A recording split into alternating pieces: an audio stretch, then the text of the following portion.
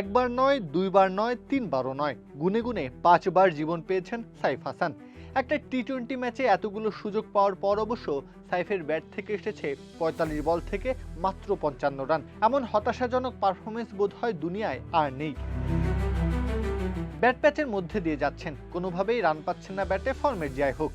12 innings ধরে 50 নেই টি-20-তে, তবুও এশিয়া কাপে সাফল্য কাজে লাগিয়ে দলে কোনো মতে টিকে আছেন, যার খেসারতও দিতে হচ্ছে বাংলাদেশকে।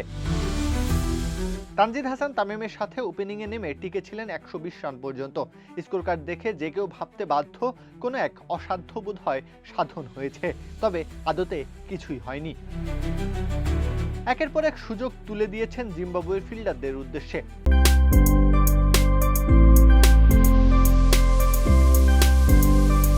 তারাও বোধহয় পণ করেছিল সাইফের ক্যাচ তারা ধরবে না কোনো মতেই।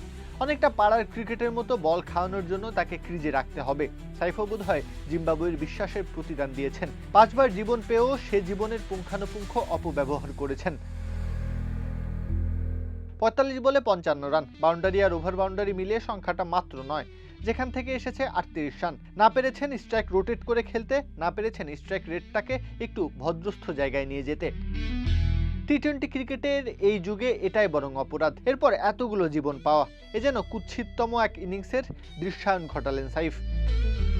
তিনি যেমন জোর করে টিকে আছেন, বাংলাদেশ টিম ম্যানেজমেন্ট বোধহয় আশা নিয়ে বেঁচে আছে একদিন সাইফের ব্যাটে সুদিন আসবে। তবে সে আশা প্রতিনিয়ত পরিণত হচ্ছে হতাশায়। কে জানে এর শেষটা আসলে কোথায়। প্রত্যাহ কাব্য, খেলা 71।